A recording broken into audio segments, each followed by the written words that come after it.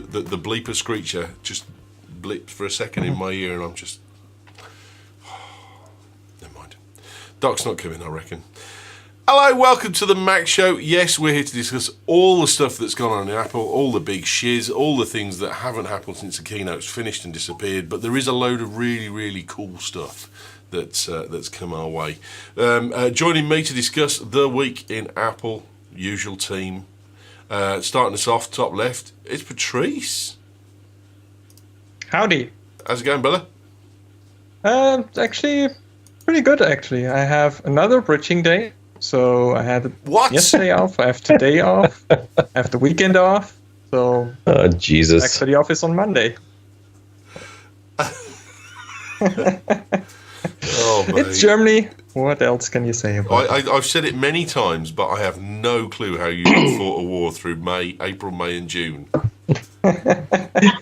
Well, you know, the secret is, probably as with any other public holiday, you basically work like crazy the days before so that you can then take the days off. The last couple of weeks have been crazy. Oh, do you hear my tiny violin? Weren't there, correct me if I'm wrong historically, but weren't there just like long periods where both sides were just kind of hunkered down in their trenches with nothing going on? Maybe those were the bridging days. They're like, all right, it's time off. Maybe that is. How would you know? You weren't there. Everybody stopped fighting. That was World War I. How would you know? We're on holiday. World War One, mate. You weren't there. You turned up for the fireworks and then left. What about Hey, man, best part. Just so that I don't get emails that say that I'm a xenophobic wanker. I thought I'd give you some too. Adam, how the devil are you, mate? I'm doing good. How you doing? Yeah, all right, mate. Swimming pool fix yet? That is an ongoing saga, you know, mate, for us. Yeah, actually, the guy did come today and fix the pump, or yesterday and fix the pump rather. So I think we're all good. Cool. Yeah, we're good. How have you been? Have you been playing with iOS 11 and messing around? Oh God, no. Oh right, okay. Well, that's thin and fair enough. No, I'm in that camp where I'm getting to the point where I may put it on my iPad Pro, but all my other devices are pretty much production critical for me, so I don't mess with that stuff until it gets later in the cycle. James, you have been messing around with it. How you doing? James Rickards from Renderbots. Bonjour, monsieur. Yes, I have been playing with it, and it's now off my iPad because I was having a lot of fun with it, actually, and then suddenly, I don't know what happened, but my iPad Pro just decided that it no longer wanted to charge anymore. So I kept it plugged in overnight, and it just wouldn't come back on. So did a restore and then back to the old one. So, but I was having a lot of fun with it. That keyboard is stellar. I mean, once you get used to hitting that key and just dragging your finger down for that extra character, it's game over. But meanwhile, I've done my first iPhone screen changeover. Oh, right. Did you manage to get your touch button back without the Error 53 crap? I haven't managed to get it back on yet, mate. It's just rubbish. I shouldn't He's only halfway in the through. First place. Seriously, 10 years at Apple, working, and I never went in the Genius Bar. I wasn't allowed. They wouldn't let me. I decided to do my own £12 sort of horrible Chinese thing, and I shouldn't bother. So there you go. Adventures with me, but well, the nearest Apple store to you is probably Paris, isn't it? We've got one in Bordeaux and one in Nantes. I think it's one of them. But yeah, there's plenty around us. But I'm talking about. I think it's pronounced Nantes, but okay.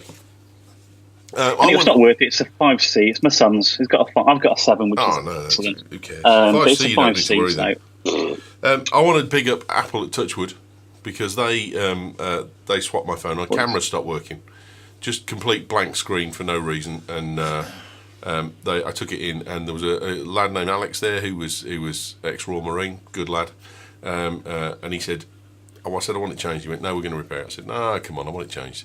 And he said, I said, "It's a warranty failure. I'm not coming back. I want it changed." And in the end, one of the managers said, "Yeah, all right, we'll change it."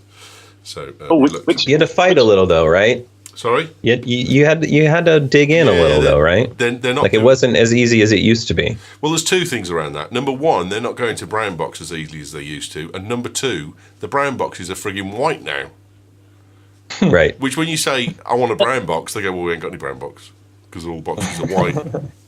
Right. Same thing, though. But I mean, that used to be the standard procedure, and I'm finding more and more, and I'm hearing more and more that it's like, nope, you got to send it in. You got to be without your device for several days. They'll politely they'll ship it straight back to you if you want, or you can choose to come back into the store and pick it up. But yeah, it's much less convenient, even on Apple Care warranty stuff, which I don't know that I like.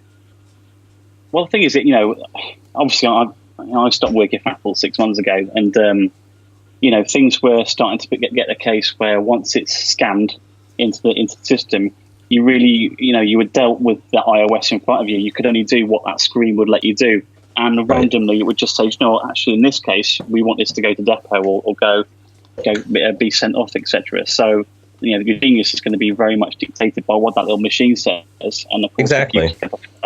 Not always are you going to get a manager to override that. All managers really want you to have a great experience. So that's the best thing about Apple is if you saw how hard the guys worked to make sure that you had a good experience, I don't think you believe it. I've never seen it in any business. I worked for Bose for a few years, and that was an amazing experience. But the management level isn't the same.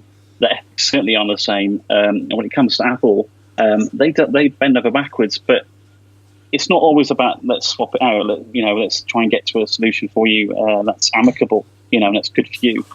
So I'm glad they switched over for you, Ewan, because Solihull, I've worked with a lot of those guys there, and they're really good folks. So that's good news for you. Here's the thing: it's not the frontline people. I don't even think it's the people on the management side of retail. I think what's happening, unfortunately, is it feels like retail used to have a lot of their own kind of control, and they had more ability to do things, and it's corporate that is cracking down on the system and tightening the reins. And I don't know if that's Angela, I don't know if that's coming from higher up, but I think personally, at the end of the day, the problem is it ties the hands of the retail people to, it's like they're not trusting them anymore to make good informed decisions, and they're the ones on the front line who would be, I think, better equipped to decide these things. And it's setting just like general corporate policy. So it's starting to push back and feel more like the experience you would expect at, say, a Microsoft store or a Samsung store. It's far away from being that, but it feels like it's moving in that direction. And that's the only thing that I'm concerned about is, trust your people. You hire great people, just like you're saying. Everybody at my Apple retail stores on the front lines, from the geniuses to the people working the floor and everything, they're wonderful, awesome, smart, intelligent people for the most part. There's a few exceptions, but in the realm of retail, they're amazing. And Apple just seems to be tying their hands more, and it's degrading, I think, that great experience that you used to get. It's just different now. It's a lot more curries and a lot less Apple. Oh, yeah. I don't know. I wouldn't say there's a long way further down. No, there's a long way down. I mean, if we're in Dante's layers of hell, mate, we're only at one. We're not at the bottom. Right? Yeah, I'm not saying like it's gone all awful. It's still the best retail experience out there that I think you can get. But all I'm saying is I'm seeing these seeds of change, and it's changing in a way that I think is moving the wrong direction. But I think that's business in general, and there's an awful lot of this that I come across as well in my general working life, and people are forgetting that not everything that counts can be counted. That old Einstein phrase is definitely valid in terms of the way that you deal with the human perception of your worth within a business. But there's the awful phrase, because it's easier to manage, which I think is horrific as a statement to make, based on personal value. And also there's the fact that there's an awful lot. I do an awful lot with government agencies, and they have to justify why they're spending that money in that direction, and that's all there is to it. I still think, though, if you've got somebody who goes in who's as a nurse or who's a fireman or who's an armed services, they've come in and they've genuinely, the phone's dropped or whatever, Apple can do their absolute best to get that device back to you. They know how important it is. It's part of your day. We obviously, I worked in Birmingham, so the Children's Hospital, which was close by. And, we had a lot of nurses come in, generally just come off night shift or just can't seem to get an appointment at all. The Genius Bar, which is obviously a thing that's kind of echoed throughout the world. And, when you have those cases, it's just brilliant that we can turn it around and go, yeah, let's get you that phone back in your hand. It's just brilliant. That is good. But that's Yeah. you. That's you. How much of that is you and how much of that is Apple? That's the point, James. Well, I think it starts with me because I'm that point of contact. But I think everybody has to be dealt with individually. Yeah, but unless that's Apple policy, it's not Apple, it's you. I don't know, because I think you're making that case to your managers, etc., that actually you think this is the right thing to do, and I think they'll take what you say as kind of gospel. And for me, I wouldn't have worked there if I thought it was just you play by the numbers and it's got to be this, it's got to be this. Every case is individual, and and if somebody took your MacBook off you now and anything that's Apple, it's like you've lost a leg, And I think if they see that, then they could pull the stops out. I did say to the guy, "Hang on, this is my phone. I'm not going to leave it here with you." He went, "No, it's okay. What I'm saying is, come back and we'll do a repair. Repair will be about 2 hours. You'll be without your phone for 2 hours. Just walk around the shopping centre." I don't want to be without my phone for 2 hours. I'm sorry. Yeah. Oh, that was a nice option they gave you, though. Yeah, no, I'm fine. I mean, like I said, I may get the closed. 2 hours. I may get the closed clams in a restaurant, but if I am good at fighting my corner. I've got no choice based on my life. But I get good service from people by just asking questions that says, "Hang on, just a minute." I did make a point actually, and I think I'm really on a roll here. Apple needs to buy the space next to Apple stores and turn it into a bar and coffee shop. Because brilliant, and let the Wi-Fi go in there, because the thing is, the number of people that are like, "Yeah, I'll bring my phone. Here you go." You serve food and beer next door.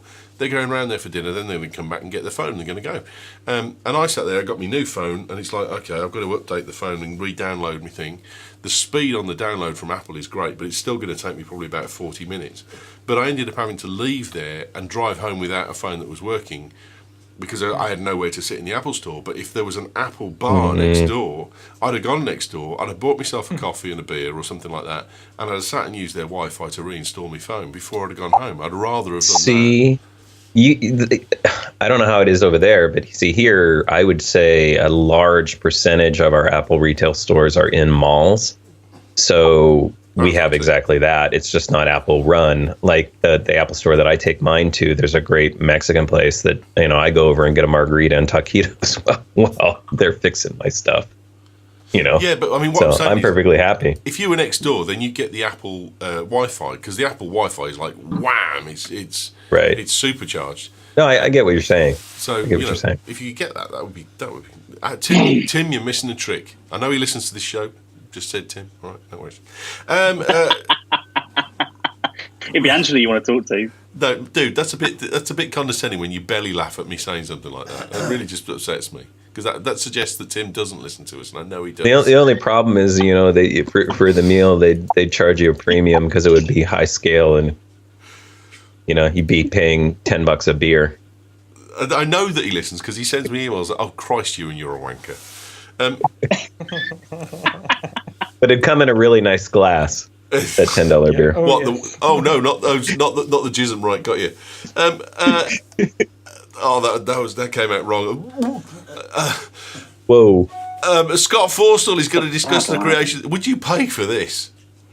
Would you pay to listen to Scott Forstall talk at the Computer History Museum about the initiation of the iPhone? I think it's interesting. I think he started off as from what we believe is to be Steve Jobs' sort of right hand man on all the projects. So I think he's got a lot of things to say, and I certainly would definitely sort of pay to listen to what he had to say.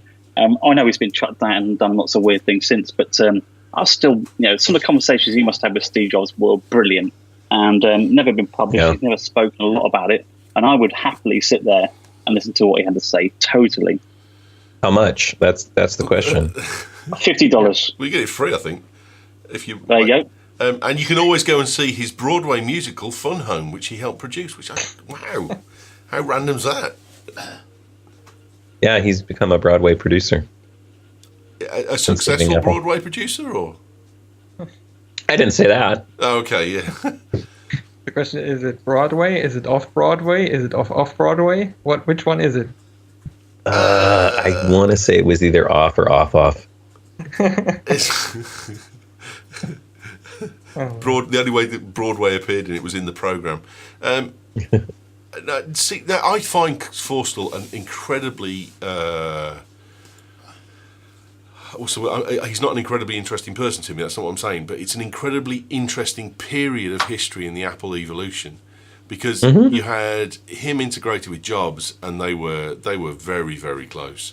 And then all of a sudden, it just dismantled. It rapidly went to, and you had all of the the leather effect off the plane and stuff like that. What did he call it? Yeah.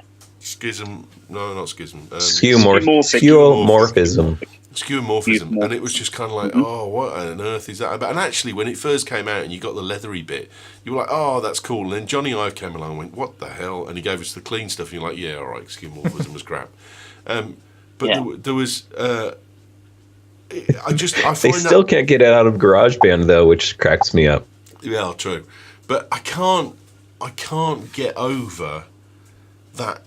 I want an autobiography from this guy that says, here's what happened from the minute Steve Jobs stopped controlling the corporation to the point that I left. Because I bet that is salacious reading. Yeah. I think we all wanted to know what happened there. I think Apple, he just released Siri. That was a big thing. Siri was just sort of coming onto the scene as well. So the 4S was just about to be released. Siri was demonstrated live on the thing, and I would love to have seen that. Quite like echo what you say, really, Ewan. Is I'd love to find out what happened next. If that never gets written, I will die an unhappy man. Because I just want to know. No, I want to know. It's one of those things that's just like, where's Lord Lucan? Where's Shergar? What happened to Forstall? Maybe he'll talk about it in that, and we'll get the story. I don't think he will. I think he's got a clause in his contract that he'll end up with electrodes on his testicles in the basement of Apple. How long has it been now? I mean, it might be a fact that it could be a 5 or 10 year clause that you can't say anything. Other than that, he's doing out respect for Steve. 2012, October 2012. So he's short of 5 years at the minute. So yeah, I mean, we may see something on the 5th year, which obviously would be good. But again, it's that same thing in you. And if he kind of released an autobiography, I'd be there like a shot. Absolutely, probably one of the best stories to come out for a long time. I hope they make this into a podcast and they put it out on the web, because if you want live tickets, it's Tuesday between 7 and 9 p.m. Pacific time at the museum's Exponential Theatre. Yeah, should be good. It'd be interesting. Should be good. I thought we'd spend a lot less time on that story, but actually it is quite an interesting one. And it's only interesting on the basis that you've got to get him to spill the beans. If he sits there and he just comes out with some bland shit, people are going to be stood up going, no, I want the dirt, and just... Yeah, that was what happened. I want the dirt. Show me the dirt. Show me the dirt. Did you really like Johnny Ive? Oh, elevator conversations with Johnny Ive, please. Please. Tim Cook confirms Apple's focus on autonomous driving systems. Apple CEO Tim Cook has spoken to Bloomberg to clarify for the first time the company's intentions in the automotive market. We're focusing on autonomous systems, said Cook in an interview with Bloomberg. It's a core technology that we view as very important. I thought that was incredibly interesting as a quote. We're focusing on autonomous systems. Yeah, because they're going to build a car service, like I said a long time ago. Yeah, no, I think that confirms they're not building a car. No, they're building a car service. Everyone's gone on about the Apple car, but I think that confirms they're not building an Apple car. He's on about the autonomous service. Autonomous system. I mean, as with anything Apple is saying and doing, they are not focusing on it probably right now, but they might be focusing on it in a year. I think they're focusing on it right now. I think they're focusing on it right now, and it's not a car. That's what I take. Right? No, I think they're looking to compete with Uber and all those other guys and get first out with an autonomous car service. No, you subscribe? Yes. I think that's why they invested in Didi Chung, and they'll probably roll it out in China first. I think it's a case of they've hired all those people and they want to show. As you look at the stocks and shares at the moment, they're up and down like it. I mean, they're at the highest point at the moment for a long time, and they still want those shareholders to know they're still in the game. And sort of by saying that, it kind of says, oh, okay, they maybe are still working on it. I think Apple still need to keep that narrative that the car industry is something they're interested in, and they've got enough people working on it that I think personally, it's all about software. Whether they give it to other companies, they auction it off to different companies, etc. I think it's all about keeping that idea alive that they're still interested in the automotive stuff. They've got their mapping vehicles driving around to collect data so that they can feed that data into their autonomous vehicle service system. So they're developing the system for moving the cars around. They're developing the mapping system and the data to help drive it all. And I think that's what they're gunning for. Because I do think that's how transportation is going to change. I think at a certain point, there's going to be a large percentage of people that don't own cars anymore. And your Apple Watch and everything knows where you are. You can order up a car, get it to you, have it take you where you want. You don't have service fees. You don't have to deal with registration. Here, smog regulation, all that other stuff goes away. I think they see that as a long-term future thing. It's not going to happen immediately, but I think that's what they're driving toward. I fully agree. I mean, I think what most people think if they talk about the Apple car, they really think about, okay, a car that I can own. But I agree with Adam that this is probably more a Uber-like service. The thing you have to remember is if you want to go for an autonomous car, the biggest hurdle, the biggest issue, and I mean, I think in general in the future, the biggest thing within a car will be software. It's all software. I mean, look at the Tesla. Everything is basically software. The hardware is, yes, it's hard to do, but that is something Apple can partner with someone else. I mean, there were, I think, a year or two ago, there were rumors that they were looking into, partnering with BMW or, maybe even with Tesla. Who knows? But getting the software right first, I think, is the thing, and that's why they are focusing on the autonomous car platform, basically, or the system right now. The reason it's not an autonomous car is, first of all, A, it would cost too much. B, it wouldn't work unless you got your phone with you, and C, it wouldn't work unless your arse was stuck to the seat and they had a print of your arse. That's where the ignition system is. It's in the seat. And D, it would use Siri, so you would never end up where you wanted, right? Oh, you're so that's all. Yeah, no matter what I said to it for directions, it would go, here's a cinema near you. And that would be, oh, no, guys, I've clocked it. That's why they got rid of Forstall. They knew, because he was the guy he was fired over Apple Maps, wasn't he? So that's what it was all about. So you sit in the car and you go, take me to Lake Placid, and you actually end up in the lake.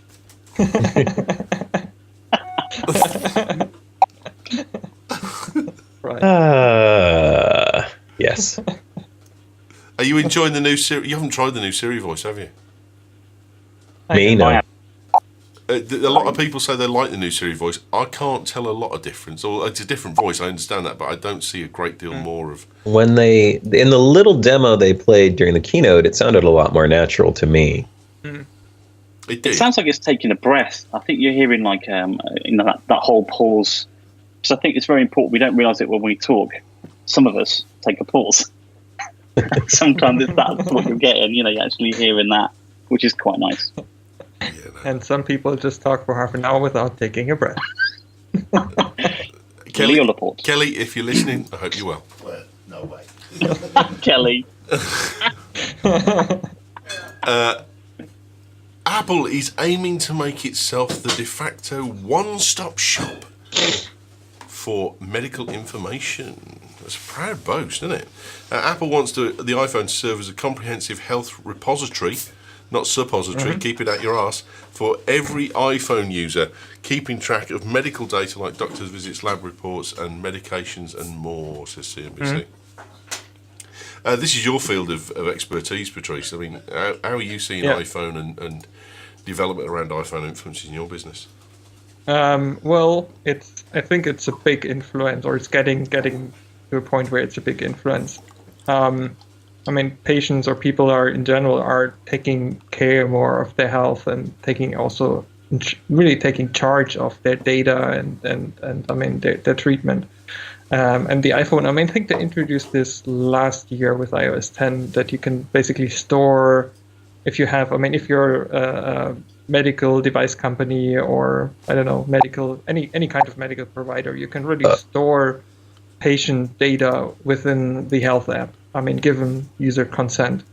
And I think this is a global trend. I mean, this is happening. People are really the patient is usually the one person who is transferring data from one doctor to another, from one specialist to the hospital, and so on. Because we're still not there yet in terms of having I would say, unified health system where data is easily transferred between systems. Would you say that the influence on health and people's care of their own health is something that's just of an age where they would want to do it, or of the age that we're currently living in?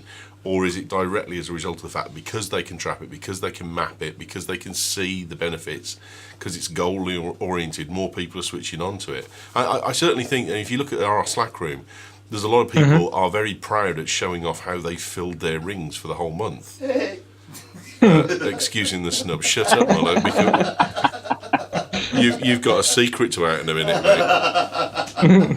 Because Muller, right, after slagging off the Apple Watch for the last 2 years, has bought a frigging Apple Watch because his Withings POS, he's finally misted to hell. So.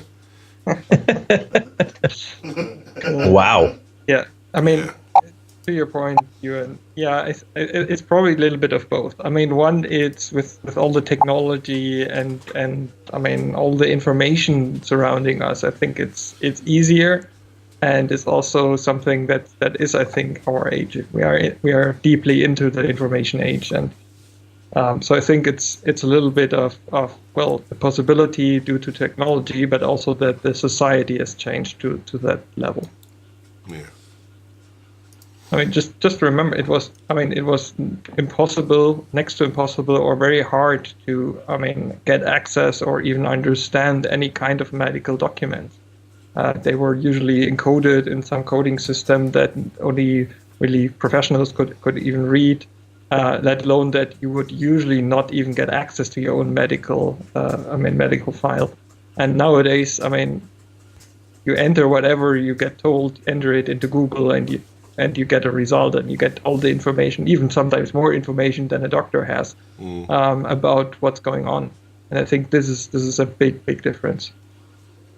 And the iPhone and also Android and any other device really is making a big difference there, because I just heard in a podcast today there's an app for if you have a baby. Usually you track the weight, or even during the pregnancy, you track the weight of the mother and also the blood pressure. And this is usually done when you visit the doctor's office. And now you can basically, with all the technology that we have, you can have,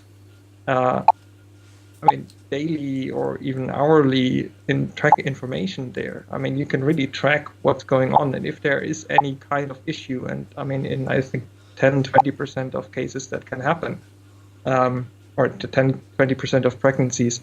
The doctor can, or even the emergency services can be informed right away if there's something going on. Basically, you can inform your OBGYN, and if he says, yeah, this is serious, then you can, right away inform any kind of ER or emergency service, and get help. And I think this is huge, because usually, how often do you visit your doctor? Even within even if you're pregnant, it's every couple of weeks. So having this data in between those visits is also huge. Yeah. Do you boys fill your rings regularly? I'm trying. I don't walk up and down stairs like I used to try and fill them. I know lots of people will go for a midnight walk. Just 10 minutes before midnight, you're running around the place. I think I'm over it. I think I'm over that. It's what it is. I think the rings are a great they're a great kind of motivator, and people I've spoken to people who said, oh, I just put my my calorie burn up from 7 or 600, whatever it is, as the default. I've just put it up to set it to 850, or I've just put it up to 1500, and I just keep going till I filled it, and I've lost 3 stone this year. And you're like, Jesus, wow, well done. And it's just a case of, like you said, they go out for I haven't got enough going on, so for the next 30 minutes I'm off, and that's it, and up and running. Yeah. I still think, unless you've got yours on your wrist, though, I really struggle with mine, because I used to put mine in my bag, and I used to carry the bag when I played golf, and it always used to give me full credit for me steps. But now I've got it in a trolley, and I'm walking, but it's in a bag.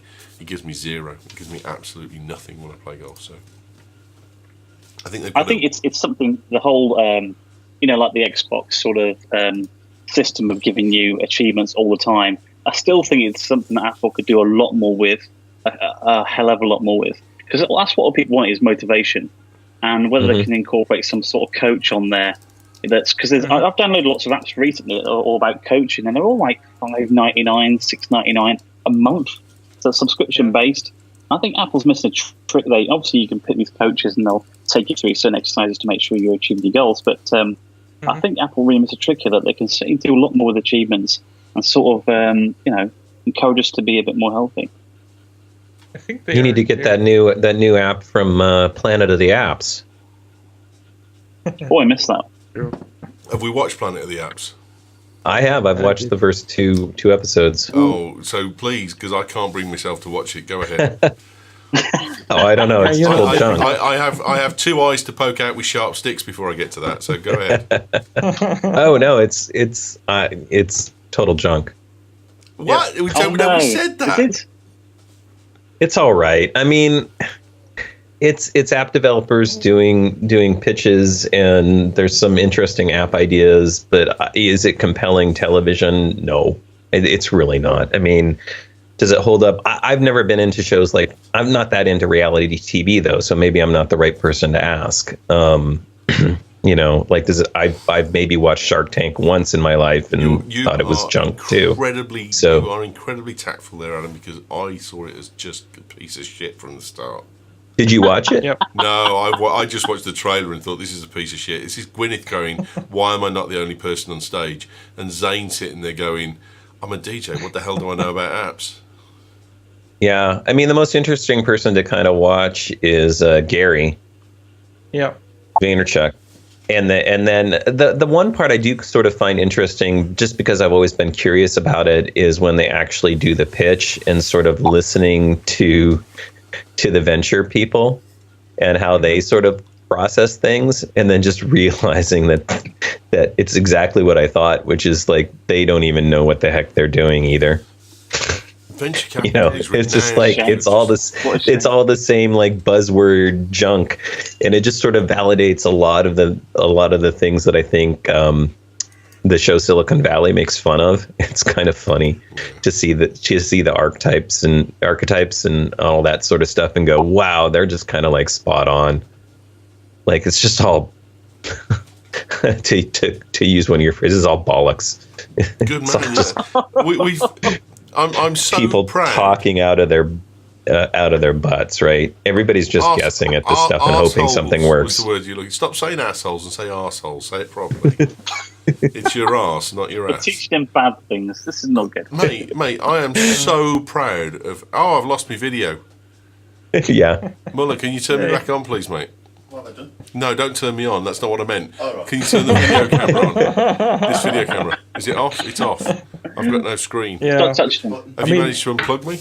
No, I haven't touched I've watched the first episode, and I mean, yeah, what Adam said. I mean, Will.i.am was pretty much useless. I mean, he might. Oh my God, that was that horrible. Like. Yeah. Yeah, like him as a partner was just like, he was just like throwing every idea at this poor app developer, and the app developer can't say no to him, and so he's just like implementing. And that's this app that I'm talking about. It's called like Trax Battle Squad or something like that. They renamed it, they redesigned it. It actually looks like an interesting thing. So getting back to James's sort of thing was, it's all about exercise, and basically you're trying to like create this. You have a pet, and the more you exercise, the more you power up sort of your pet, and then you can have the pet like battle your other friends' little pets. So it's trying to gamify the whole, at another level. And I think you're right, though. That's the reason everybody got excited about this, was Apple does need to sort of gamify a little bit more. The the rings are great, but taking it to the next level. And this is at least an idea of sort of taking that concept to the next level. And I think the guy had a great idea, and maybe it's a little bit better now, but it was just kind of crazy to watch how that went down. Sorry, Patrice, I kind of jumped in there. No, I mean, fully agree. This was exactly what I thought. I mean, as I said, Will.i.am, he was just sitting there, basically not even participating much, like a grumpy old guy, basically. And I didn't get it. I mean, why is he here? He's a good musician, he's a good producer, but he definitely doesn't have to be on stage. I mean, they could have found someone else to do it. So I don't get that part. I think this is great homework for next time we're on, because I need to watch this too. I think we should all just maybe sit and watch an episode and comment. Watched the trailer. Watch the first one and then. I watched the trailer and thought, this is car crash television. This is awful. It is. No, that's you're spot on. That's exactly what it is. The amount of money they must have paid to get Will.i.am, Gwyneth Paltrow. What the fuck is she on? I mean, just I can't understand what do you mean? Why she's there. I mean, she doesn't. She has a very successful company, internet company. Is it called Gloop or Goop or something like that? I get that, but what does she know about developing? What does she know about? That's all app based. I mean, that's what the company's all about. I mean, it's like the. I can't remember her name, but there's one of the actresses has got like a cosmetics firm, and you're like, okay, but at least she could learn about cosmetics. But I don't believe that. Oh, you need to. Then you need to watch it, Ewan, because she's probably the most, after Gary, probably the most qualified person on there. Yeah. I mean, what you have to remember is it's not about developing an app. It's more the business side of it. I mean, there are parts where you improve your app and all of that, but it's more about the investment, the business, the entire thing, and not about the development. Because the development usually, I mean, all participants there have developed an app. It's already in the store. So, I mean, the technical things are solved. It's really more about the packaging, the marketing, and the money. The business. And Gwyneth has those skills. Based on the last episode that I saw, she was giving some of the best advice to her. And the one app she was involved with probably has the best success of the 4 or 6 apps that we've seen so far. In that case, I will gladly take it back and apologise, Gwyneth. You clearly have talent in this field. Business. It's the business side of things and the marketing side of things. She's on top of it. I apologise, Gwyneth, unreservedly. There we go. I can edit that bit out, don't worry. So apparently Muller's yanked out my power cable for the camera, so it's been running on battery, and it's a 20-year-old camera, which is why it hasn't got more than about 38 minutes. Touched your camera. You did. You pulled the power lead out. I've just put it back in, mate. How do you know I did it? Because you yanked at something to get your monitor working. Or maybe I did it, I don't know. First pictures of the alleged iPhone 8. I'm glad Doc's not here, because he'd go be mental in there. This is the back case of the new iPhone 8 as it's coming, and the front frame that goes on it, of course. The camera is there confirmed as going vertical. I don't know how real these are or not, but it's a good possibility. And then there's these two here showing 2 different sizes of back and front. And I don't get why that's showing an orientation that's, unless it's the old set. I didn't read the text along with this, I have to say. But it's showing 1 horizontal camera and 1 vertical camera. But they've got to go to vertical. This could be augmented reality. This could be the addition they want about. Obviously, it's rumoured that we're going to have sort of 3 models.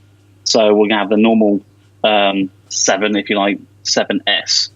And then you've got this Apple edition, 10th anniversary edition, which probably could be that. I mean, if there is going to be 3 models, I can see why it could be that. There's also rumoured about the material being different. Oh, so we'll see. It's interesting as well, though, that if that's the case and you've got the 3 things in front of you here, you've got a 7S, a 7S Plus, And Correct. then you've got the 8th anniversary, which cannot have a lesser camera than the 7S Plus, and it's smaller. Correct. And it's smaller. So Yeah. Everybody's going to want the 8. exactly. I don't know why you'd make another version. It just seems ridiculous. It's for people who are super price sensitive, So because those are going to be the cheaper models. I remember the rumours about them being ceramic, which is why we have the ceramic Apple Watch come out. And the idea of this Apple ceramic watch was the fact that we're testing to see how it wore through everyday use. And if it was kind of successful in the way it was used, that it would probably or act as maybe a base to a new iPhone. It's obviously superconductivity, etc. So maybe we're not seeing this anniversary one yet, and this is just a bunch of fake stuff. Which No, it's the one on the right.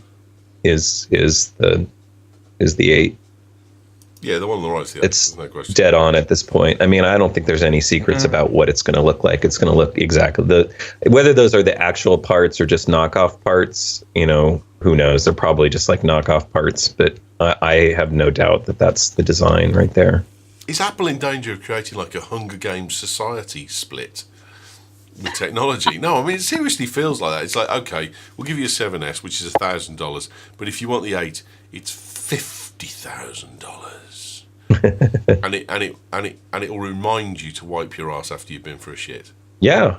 I mean, that's part of the marketing strategy is you create this lineup where the one at the top is the one that, because our society has devolved to, it's all about keeping up with the Joneses. And so there's a certain segment that will pay anything. I mean, you'll see it because it's going to come out supply constrained, and they're going to be selling for, Apple won't be selling them for that price. There's still going to be a premium, but they're going to be that much on eBay. There's going to be Saudi princes paying $10,000 for an iPhone.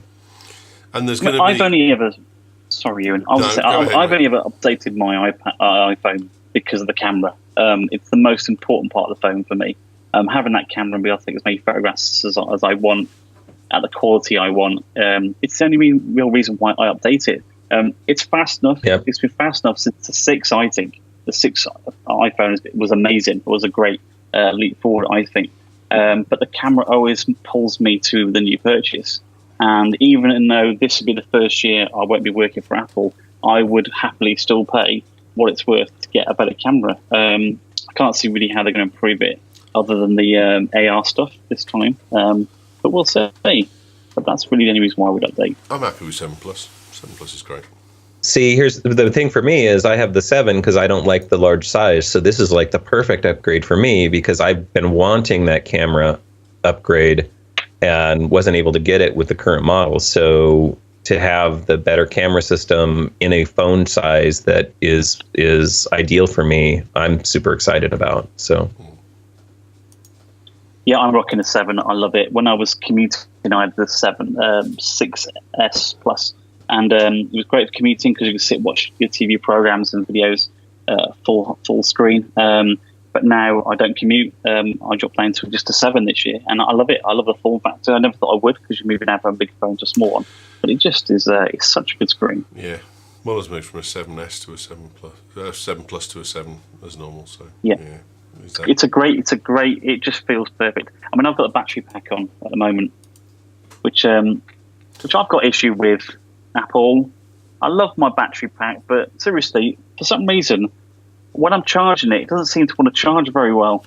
I know it's just I've got a dud one, but it's the only product I've kind of a little bit let down by. You got my disease, mate. What? You got my disease. You get the raw chicken in restaurants. The Muller's is fine. He's got the hump and he says it's okay. So. Is it? Oh God! This seems. Whenever the battery seems to die, I plug it in, and it doesn't seem to want to charge. But I take it out of the case, and it charges perfectly up. Take it back. One of them. Yeah, just nip down. Magic Man in the chat room saying they tried that with the $10,000 watch and it didn't work. No. They're not going to sell it for $10,000. What I'm saying is it's going to come out priced at, I think the price is rumored to be around just under $1,000. And then if you want the 512 gigabyte, it's going to be about $1,100 for that model. But they're going to be so supply constrained that they're going to show up on eBay and people will be paying $10,000 on the secondary market. That was my point. Because people are crazy. Yeah, and then there'll be a big cornucopia that'll have Apple products in it with also killing weapons, and the person who wins at the end will get an iMac Pro. That's the way it's going. Spotify is still outstripping Apple Music. They are currently at 140 million users and growing faster thanks to their free tier. Spotify last had over 100 million subscribers in June 2016, so it's gained around 40 million listeners in 1 year to remain the world's largest streaming music service. Does Apple even give a toss, though, about that? Because yeah, see, I'm glad you said that, because that's been my thing on this. Like, why does it matter? Why does there have to be one or the other? Why can't there just simply be both? And Apple's had enough acquisition, and I think is making enough money off of Apple Music that it's not really like this competition that the media wants to make it out to be. It's just sort of like you have one or you have the other. Yeah. Whatever works for you. Or both. Or both. And some people do have both, I think. No, I bet what's really funny is this week I've actually just bought my Apple Music subscription, and I've not had it for 6 months. So actually this week I actually bought the Apple Music because I really missed it, and I'm glad I've got it. I think it's a great way of discovering new music. And I've had it for 2 days now, and I'm absolutely loving it. My playlist has grown exponentially. I do give Spotify a chance, but it just didn't feel right. But an Apple product should have Apple Music on it. But yeah, I just renewed my subscription just this week. There's one more extra you can put to that. Do you have any figures on Apple subscriptions? Personally, none. How many? How many Apple subscribers are there? Oh man, I'm trying to remember the number at it's Worldwide Developer Conference. Like 20 million. Is that right? I got 23 million in my head. That was the number that I recall, but I didn't want to say it because I didn't want to look at more than I normally do. But I'm just sitting thinking 27 million. 27 million. Okay. 20. So 27 million is nothing in comparison to the number of devices that are sold, and 140 million is actually nothing in comparison to the potential market that's out there for cell phone users globally. So streaming music is not in a good position financially, I would have said. Yeah, and if you're quoting the Spotify number, I mean, it's still much bigger, but I believe their paid number when they announced those numbers was 50, is that right? 50 million. So of those 140, they had 50 million paid, or 60 million, somewhere in that range. Apple's got 27 million paid subscribers. And how many does Spotify have? It doesn't say in this story, but yeah, 50 sounds about right. Yeah. So. Oh, sorry, 50 million. Yes, it does say it. Yeah. Yeah. So, I mean, they're both doing well. In terms of penetration, I think it's still. In terms of penetration for the available devices, I think it's pretty shit for all of them. I mean, you sit and go, oh, it's like they're pond feeding. You know, you've got Apple on one side, Spotify on the other. They're battling it out for subscribers, but actually the amount of subscribers that they're fighting over is chicken feed in the global scheme of their potential in the market. Well, here's the other interesting thing for Spotify is I believe that they're rolled out in very relatively few countries compared to where Apple Music is rolled out. Apple Music's 140 countries, I want to say. Is that right? I don't care, but that'll be fine. Yes, I wouldn't disagree. And like Spotify is like not nearly as many, as far as I remember. So that's another interesting stat to throw into this if you really want to do some apples to apples comparison. But again, that's not really the point. The point is are the music services earning money and enough to sustain themselves, and do they have good content is really what I think most consumers care about. And I love Apple Music, and I tried Spotify, and it was fine. But I ultimately decided Apple Music was a better service for me because of how invested I am with Apple stuff, right? But obviously, if I'm on Android or some other platform, Spotify might be the better choice. I think they need to, look at how children, people who are students, listen to music now. I think you've got the core people like us who like subscription services and don't mind paying for it. And then you've got some families who may have been bought a MacBook for their university or whatever, are actually just using YouTube. I know lots of people before I moved out here, and actually talking to people right here in France, who basically use YouTube. So if, say, Justin Bieber's new song came out, this Spanish one that's out at the moment, the kids will just go to YouTube and just stick it on and listen to it via YouTube. They don't actually see it as queuing up. I mean, they can build their own playlist within YouTube as well. They can look at the history within YouTube as well. And I think that's something that we don't really see or even count, is the fact that, you know, the younger kids definitely will just go to YouTube for everything. And it's they listen to it for free. So you know, that's great for them. I think people like us who are still sort of working and want to have it on every device we go to, we don't mind paying for our own stuff because we can. But I think the children, 14 below, are using YouTube to listen to music. My son loves the family sharing, and that's the thing that separates it, definitely. Family sharing is massive.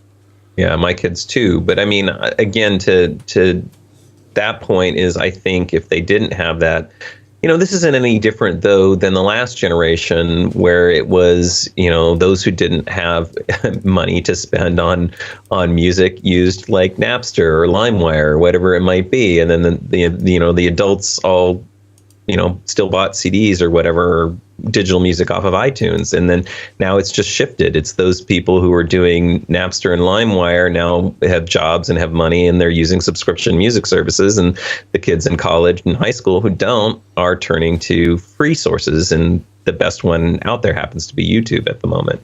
So I don't think anything has really changed other than the age of the people and their financial situation. Fair point.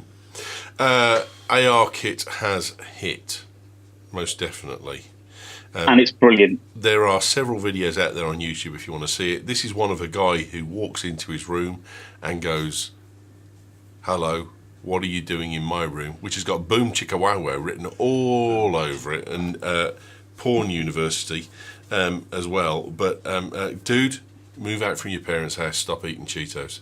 There's another guy here who goes around his workplace and he puts a really badly drawn plane in the position of where it is and walks around and comes back, and it's very close to where it was originally. And then there's the dude who really gets it, and he makes a zombie game, and the zombie is life-size and walking around the guy's house. And it's and a bit of poo came out when I watched that, I have to say. It was brilliant. Absolutely beautifully done. It is incredible. I mean, where this can go and how much it could cost me scares the shit out of me. I've got a lot to say on this subject. There's a guy at the moment on YouTube. His name is Matthew Holberg, and actually he has to do with that zombie you're looking at right now. So Matthew Holberg on YouTube. I don't know. Uncovered his videos a few days ago, and he's great because what he shows you how easy it is to actually get this stuff implemented. All you need to do is download. Oh God, it's left me. My train of thought's gone. I think it's the Unreal Engine, and obviously you've got Xcode iOS 11 device, and using the AR kit now, it's so simple to do tracking stuff. So Matthew Holberg shows you from start to finish how you can actually implement it, and it's so easy. And he's got a game at the moment, and he's basically using the resource of, I think, the Havoc engine, the Unreal Engine, because they've got assets in there already. And he's using Donald Trump, and he's got all these zombies, and you're controlling Donald Trump to build a wall, and the zombies are trying to knock the wall down. And he's got this kind of like bat he hits the zombies with. And it's such an amazing thing. He shows you how to import the assets into it, and relatively, he just makes it look so easy. So definitely check him out. But you're right, Ewan, this is going to be huge. And we are seeing just playground stuff at the moment. We're going to see some seriously good stuff soon. I've posted the link in the Slack room. If you want to know what that is, it's britishtechnetwork.com/chat and navigate to the 16th of June. You'll find it. But it is Matthew Holberg's stuff. Yeah. And the opening bit that he does is just kind of a sample of what you can do. And there's like... This is the stupid part, right? I'm sitting watching this video, and this zombie is walking towards his two dogs, and in my inner child self, I'm going, run, because it's that realistic. It's that good. It is brilliant, and the sun is beating in from the left-hand side, and the rendering on the zombie is perfect from left to right when it turns around and that kind of stuff. It is beautifully done, and then he goes into, it's a 13-minute long video, he goes in and shows you how to do the whole thing, tells you what you need to download to be able to do it, and it's brilliant. It is awesome. I cannot wait for the games that are going to come for virtual reality that I won't be able to see on my iPhone because I've got such bad eyesight when I put a thing on. Well, I've just posted in the chat room as well the Donald Trump game I just mentioned. Pick up where I was off. It was definitely Unity. So Unity is great. It's a free 3D platform. It's for personal use. You download that, and then you've got the AR kit from Apple, which is free again. And basically, AR kit acts as a plugin for Unity. And what's great about Unity Engine is it's been around for a long time. So a lot of the assets you can use to build these 3D worlds are already out there. They've been built by kids, people like myself, over the past 5 to 10 years. It's absolutely huge. So there's a lot you can draw on that's already here. So if you can't build 3D objects, you have kind of an idea of what you want to do, just jump onto Unity, look at their assets shop. You can even buy assets if you really want to build that killer game and do it. But all the stuff's out there. Nothing's stopping you from doing something. And that Donald Trump game is certainly something which you're just going to laugh and scream about. It's kind of it's going to be huge. This area is going to be massive. Wow. You need $1 for it, and we did a thing, the 1600 app, which gives you a history of 1600 Pennsylvania Avenue, the White House, and that you just point it at a picture of a dollar bill. It doesn't have to even be a dollar bill, and you get this 3D animation comes up. That's just incredible. I cannot get over how good that is. It's brilliant. So there's well recommended. Yeah, there's a plugin as part of the Unity engine which lets you take a photograph of anything. There's a demo he does with the AT-AT, and the idea is he just gets a photograph of Empire magazine, and he uses that as an instruction to tell you to now build that 3D object on there. So you can actually take a photograph of anything with your camera and let that be the AR kind of point of reference. Marker. It's huge. It's massive. But definitely watch his videos, Matthew Hallberg. He really gives you an idea of what's possible and how easy it is to start off with very little or no code at all. Brilliant. And you've been very quiet today, Patrice. You all right, mate? Are you just thinking about what else you could be doing? I mean, I didn't have much to add to that topic, so I just listened. Oh, but AR's got to be... I mean, in medical, AR's got to be massive, because you're looking about virtual operations, virtual procedures... I mean, from what you've just seen there, I mean, you could do immense amounts. In certain areas, yeah, sure. I think for how to it could be massively amazing. Imagine you need to do a car repair or something. You want to work on your brakes, and you pull the wheel off, and you point your phone at it, and up pops, an exploded view and a step-by-step, or for computer repair, any kind of how-to thing could be made amazing with AR.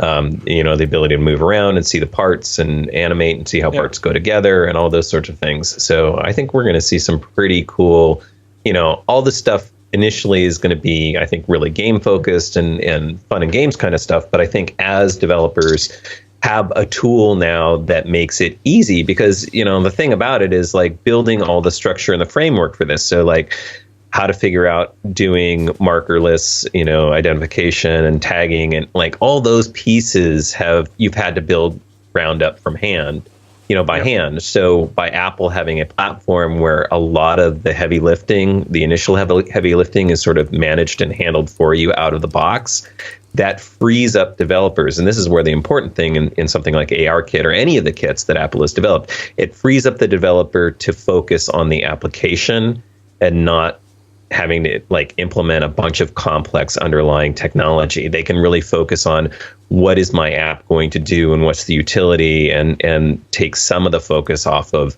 that lower level stuff. And then that's when you see sort of amazing things happen. So it has a lot of promise at this point. As with all of these things, though, I'm tentatively excited, because it's really going to take developers understanding it and figuring out the applications at this point. So Apple's always been very good at giving them the tools that they need, But, some of these technologies, like we're just starting to now with ResearchKit and HealthKit, see real applications that are offering real benefit. And it took several years. So this isn't going to happen overnight, but it is going to accelerate things faster than, they have been being accelerated because of, again, how easy it makes it for developers to sort of leverage these tools.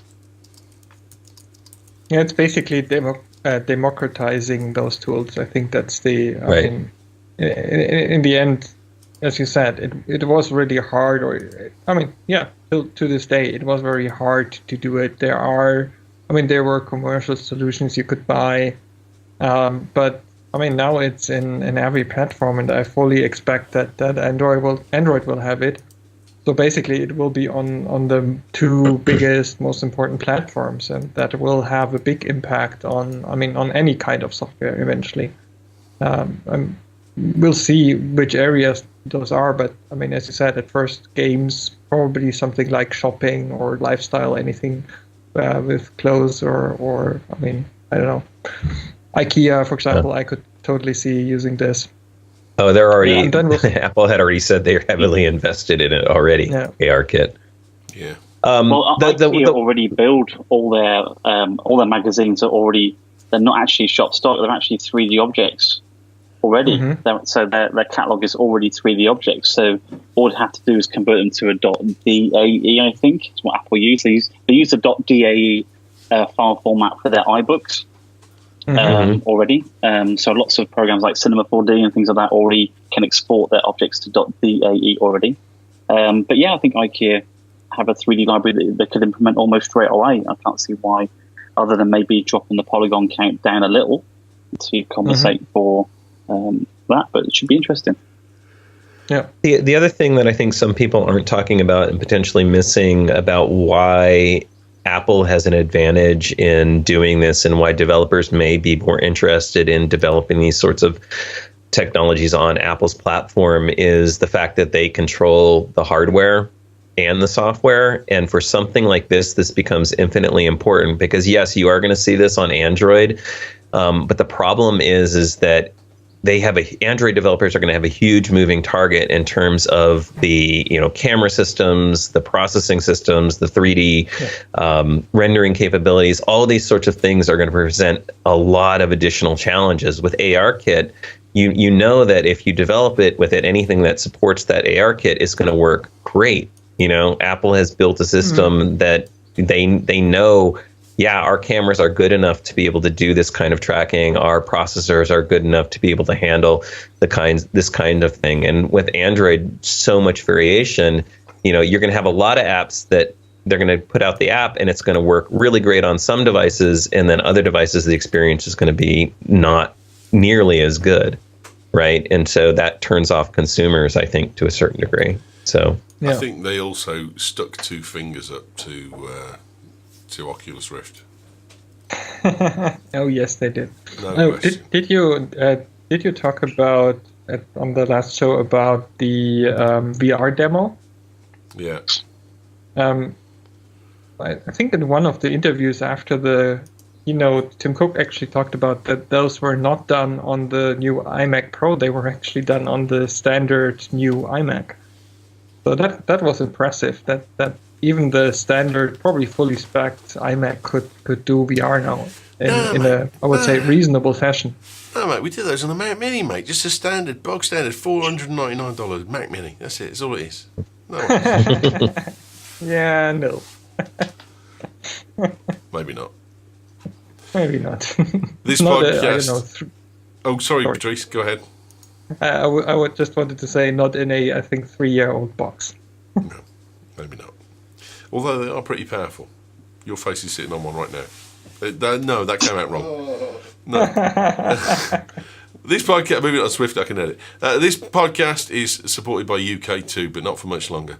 If you'd like to support them because they support us, that would be great. Please, please, please go and check out everything that they've got to offer for the web.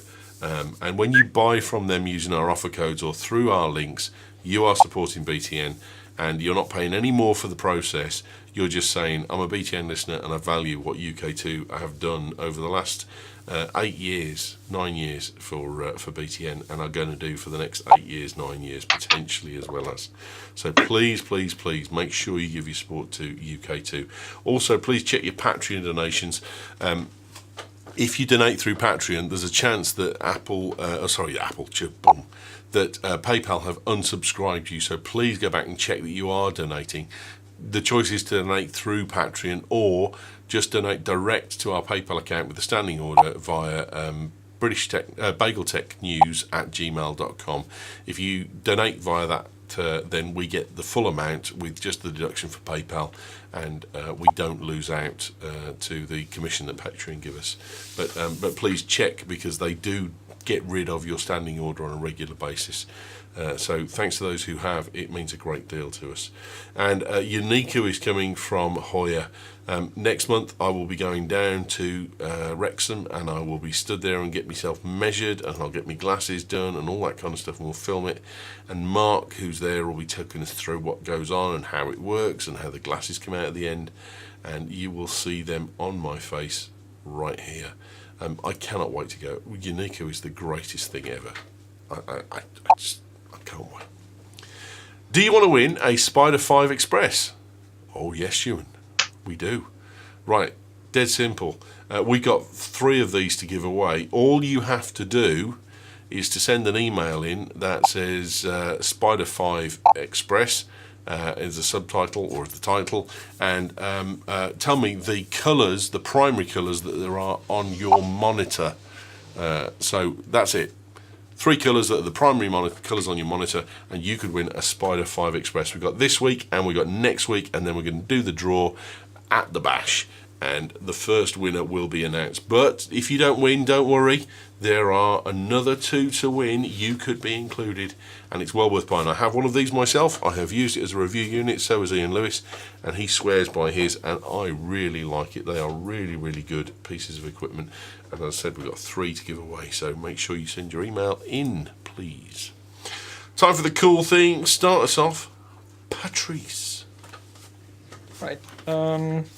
My pick is something that I think was picked by, I don't know, was it Adam the other week?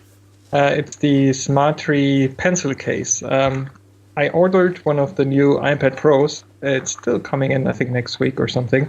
But I still got my pencil, and I wanted to have a nice case that I can carry it around. And this is, I mean, £10, $10, €10, whatever.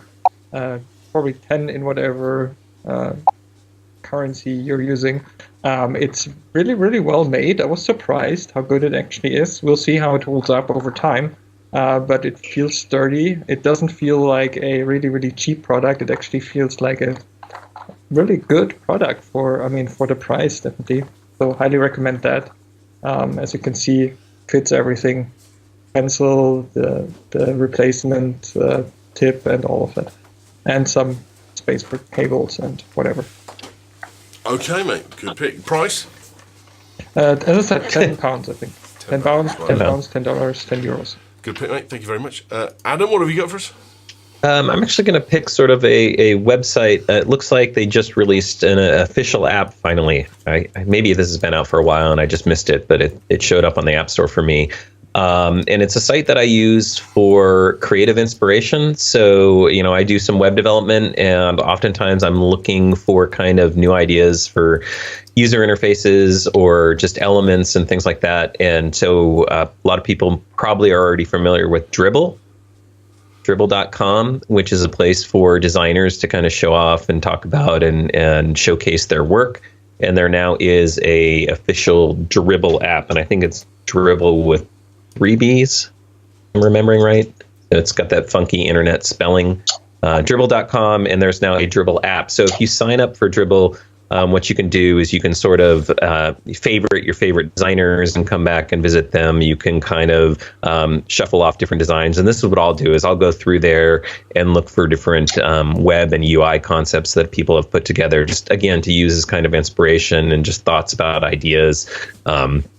especially a lot of the things that I look for these days are sort of different ways of handling mobile menus and mobile web interfaces and stuff like that. So creative ideas. And there's a lot of really, really brilliant people out there. But if you just enjoy like digital illustration or 3D, and it looks like they've added recently support for GIFs or GIFs, whatever you want to call them. So yeah, Dribbble.com with three B's, DRIBBBLE.com. It's kind of a cool site. It's been around for a long time, but the app looks really nice. I just downloaded it on my phone to give it a try, and it's got kind of all the features that you'd want of being able to like integrate your account and save off stuff. So I'm sure I'll be using it quite frequently, just as I'm waiting in line to find different design concepts and stuff. Cool, good choice. James, what do you have, sir? Oh well, what's one thing we all hate? Queues, right? Nothing worse than standing in a queue. What's the best thing about standing in a queue? Having an app that you can quickly whip out your pocket and have a lot of fun with. And this week, I'm going for this. This is called Crash Club, and it's one of the. I kind of downloaded it on a bit of a whim. I saw it and I thought that was quite fun. Basically, it's a free, obviously, download game. It's got coins and stuff in it, but you don't have to pay anything. To be honest, I've been paying for quite a while now. And what's really nice about it is, I'm going to show the screen up here, is that it works in both landscape and portrait mode. See the way the interface shifts around? I think that's really good to see. And so you can play it in lots of different sort of orientations. But basically, you run around a map in this very dodgy little cartoon-esque car, and you pick up these little coins. And what's good about the coins is these tokens. You can go into a garage, and then in this garage, you can either repair your car, because it's obviously multiplayer, so the other cars chasing you around and trying to knock you off. But you can obviously upgrade your paintwork, repair. You've got a turbo boost as well. You can refill. And it's a really, really nice game. It's super, super simple, but the graphics are really likeable. I don't think there's a game that I've had for quite a while now that I just keep going back to. Because it's simple. You just use your thumb to swipe left or right. Sort of push forward, I think, twice to put the ignition on. So it's a really nice, very simple game. Beautifully done. The pay model's in there, but you don't need to worry about that. I've not paid anything, got a really good car so far. So there it is, Crash Club. It's in the actual chat room. I'll put it down there. But it is keeping me busy, and I love it when I see a queue now. What more can you say? No, awesome. It's good. Well done, mate. love a good game. Too right. My wife says I'm addicted. You got to have something for the morning motion, haven't you, mate?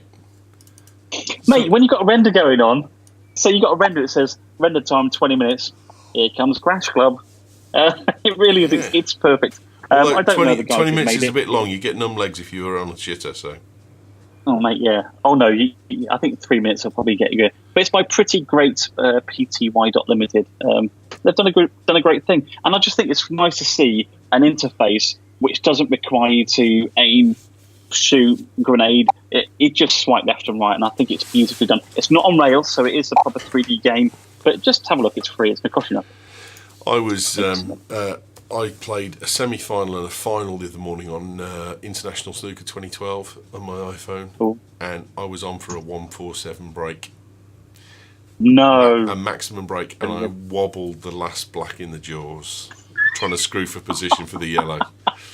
And I was gutted. I was absolutely gutted. And I was on the toilet so long, I struggled to get up. You thought your knees go numb. How about My that? legs went numb. Your knees go numb. Yeah. It's a good game. Good game. I think it's nice to get games which you can just pick up, quickly play. Somebody says something to you, you drop it back in your pocket, you've lost nothing. I think it's a lot to say for that. Excellent. My cool thing is not the SkyGo app. Okay, I've shown a picture of the SkyGo app here because the SkyGo app is something that if you subscribe to Sky, they give you the SkyGo app free of charge. And if you've got 2 services, they give you SkyGo Extra, which is 4 services. And basically, it lets you watch Sky on your mobile device. And it's a great. The application's okay, but it doesn't let you push it off onto another screen, so there's no mirroring or anything like that. And it's really, really draconianly strict. And one of the things that they do is you're only allowed to take off and put on 1 device per month, and that's take off 1 month and put on the next month. That's how bad it is. I get why they do that, but you should be able to remove one device and replace it in 1 month, not 2. But never mind. So when I took my iPhone in this week, and they said, "We'll give you a new iPhone." Oh no! Fantastic! Thanks Oh very no! much. Yeah. And I got back and I put on Sky Go, and it's like, no, this is an unregistered device. So I've got to unregister it on June 16th, and I can't re-register it until July 1st. And also, although I haven't unregistered it, my MacBook Pro stopped working with Sky Go, and it said, no, sorry, it's an unregistered device. So now I've got another device that I've got to unregister and re-register. So that means, technically speaking, I won't have both devices back working until October. And you're like, you're having a laugh, mate. But my cool thing is their customer support. Because I rang them up this morning and I said, here's 2 things that have happened. 1, I haven't done anything with my MacBook Pro, but it will not let me log in. He went, no problem, we'll sort that out. And number 2, I had to have a replacement iPhone because my camera stopped working and it won't let me log back in. No problem, we'll sort that out. Within 10 minutes, I got both of them back up running. They were both running Sky Go, and it wasn't a problem for them. So, although it is a draconian service, and it's shit in how draconian it is, their customer support was fantastic. So, well done, Sky. I'll give out shit when I take it, but I'll give out praise when it works as well. They were very, very good today on the phone. Excellent job. Thank you very much. Where can we get a hold of you, Patrice? Well, as always, every week here on the Mac Show, in about 2 weeks, also in Birmingham at the Bash, and everything I do on thepatrice.com. Excellent. We've got to say the Bash. Yeah, the Bash is coming up 2 weeks, 1st of July in Birmingham. 30th of June, there is also a game of golf, if you fancy it, at the Forest of Arden in the morning. 10 o'clock tee off. We've got 2 slots left, so anyone that wants to join in, bring your clubs along. It's about 20 quid, I think, and that's it, and you'll play the Forest of Arden. It'll be awesome. Really, really good. And Patrice is going to be coming over, and he's going to be carrying the beer around that golf. Yeah. He's going to be enjoying it. It'll be fun. Well done, mate. Glad you're coming over. Where are you, Adam? You can find me over at maccast.com, Maccast on pretty much all the social medias, and also about weekly on the iOS show at theiosshow.com. Excellent. And lastly, but by no means least, James, where are you, sir?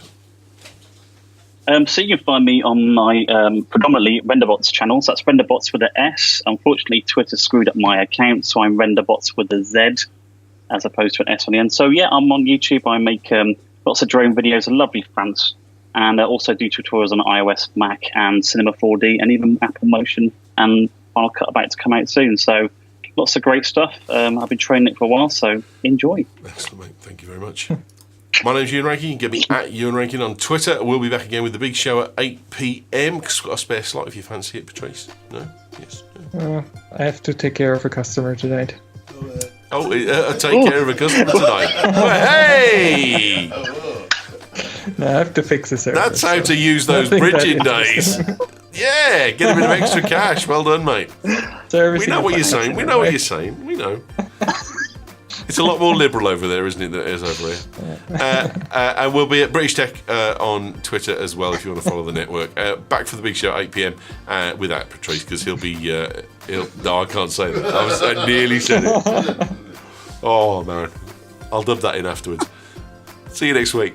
Thanks for listening. I was so close to saying it. So close to saying it. Oh, man.